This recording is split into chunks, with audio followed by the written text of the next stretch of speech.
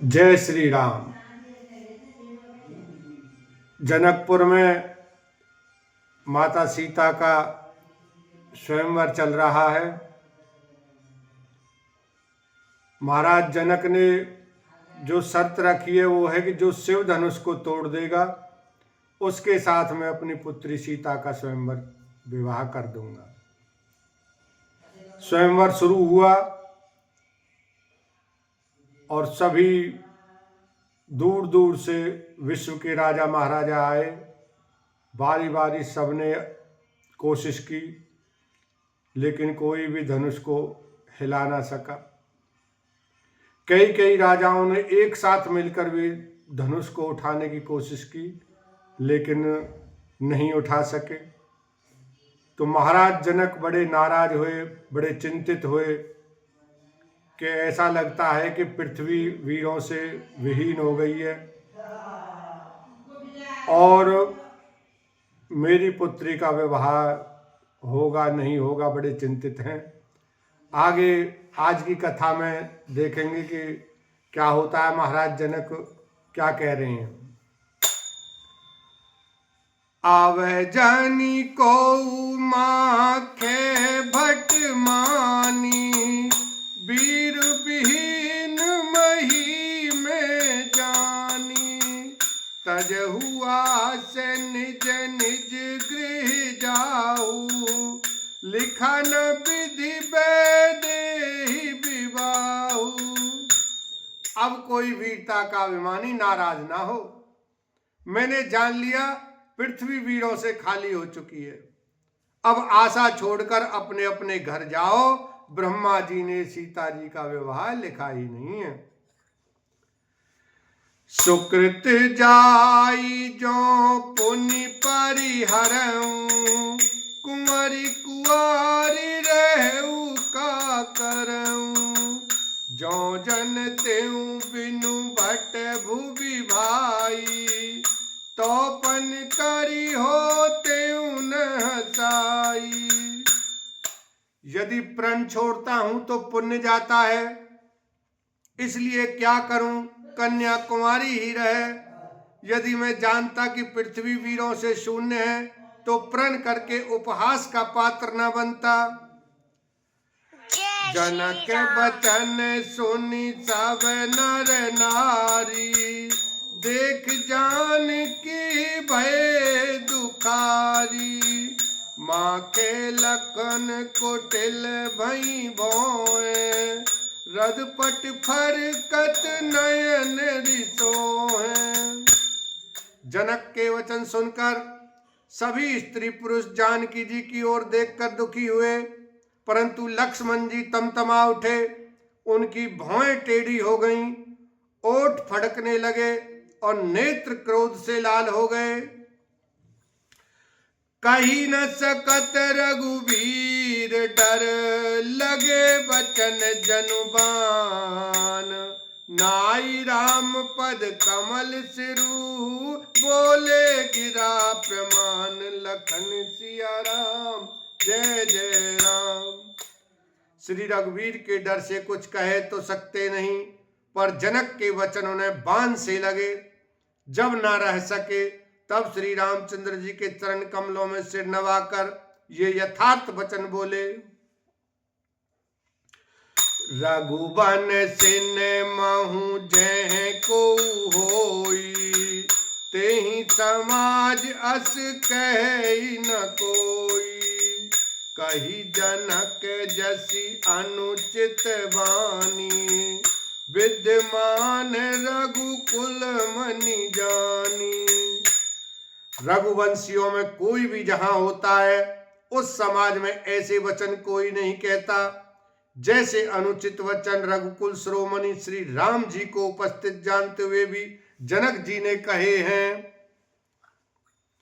सुनहु भान कुल पंकज भानु, कहूं शोभा न कछि अभिमानु, जो तुम्हारी अनुशासन पावो, कंद को एव ब्रह्मांड उठावो। हे सूर्य कुल रूपी कमल के सूर्य सुनिए, मैं स्वभाव ही से कहता हूं, कुछ अभिमान करके नहीं। यदि आपकी आज्ञा पाऊं तो मैं ब्रह्मांड को गेंद की तरह उठा लूं। काचे घट जिमीदारों फोरी, सकूं मेरु मूलक जिमि तोरी।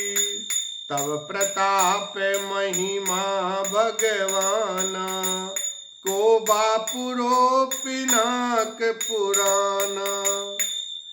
और उसे कच्चे घड़े की तरह फोड़ डालूं, मैं सुमेरु पर्वत को मूली की तरह तोड़ सकता हूं। हे भगवान, आपके प्रताप की महिमा से बेचारा पुराना धनुष तो कौन चीज है। नाथ जानी अस आयसु होई, कौतुक करो बिलो किय सोऊ। कमल नाल जिमि चाप चढ़ावो, जो जन सत प्रमाण ले दावो। ऐसा जानकर हे नाथ, आज्ञा हो तो कुछ खेल करूं। उसे भी देखिए, धनुष को कमल की डंडी की तरह चढ़ाकर उसे 100 योजन तक दौड़ा लिए चला जाऊं। तोरो छत्रक दंड जिमि, तब प्रताप बलनाथ। जौन करो प्रभु पद शपथ, कर न धरो धनु बात। लखन सिया राम, जय जय राम।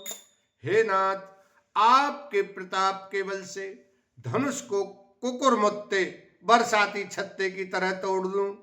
यदि ऐसा ना करूं तो प्रभु के चरणों की शपथ है, फिर मैं धनुष और तरकस को कभी हाथ में भी ना लूंगा। लखन सकोप बचन जे बोले, डगमगानी मही दिग्गज डोले। सकल लोग सब भूप डेराने, सियहि हरस जनक सकुचाने। ज्यों ही लक्ष्मण जी क्रोध भरे वचन बोले कि पृथ्वी डगमगा उठी और दिशाओं के हाथी कांप गए। सभी लोग और सब राजा डर गए। सीता जी के हृदय में हर्ष हुआ और जनक जी सकुचा गए।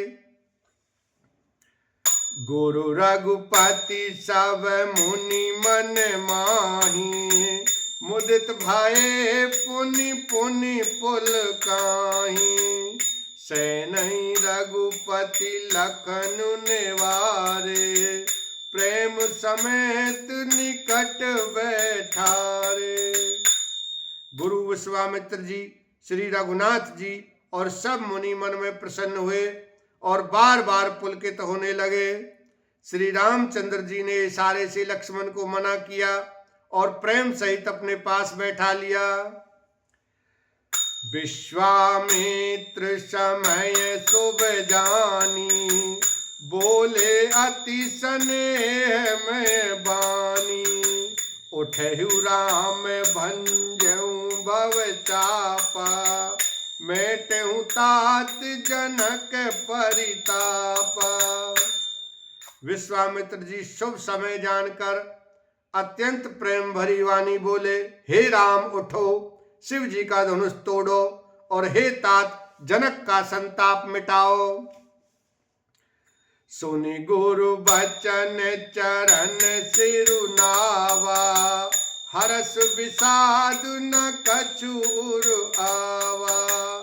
ठाड़े भय उठी सहज शोभाए, ठवन जुबा मृगुराज लजाए। गुरु के वचन सुनकर श्री राम जी ने चरणों में सिर नवाया। उनके मन में न हर्ष हुआ न विषाद, और वे अपनी एंड खड़े होने की शान से जवान सिंह को भी लजाते हुए सहज स्वभाव से ही उठ खड़े हुए। उदित उदयगिरि मंच पर रघुबर बाल पतंग, बिकसे संत सरोज सब हर से लोचन भंग। लखन सिया राम, जय जय राम। मंच रूपी उदयाचल पर श्री रघुनाथ जी रूपी बाल सूर्य के उदय होते ही सब संत रूपी कमल खिल उठे और नेत्र रूपी भौरे हर्षित हो गए। बोलो सियावर रामचंद्र की जय, उमापति महादेव की जय।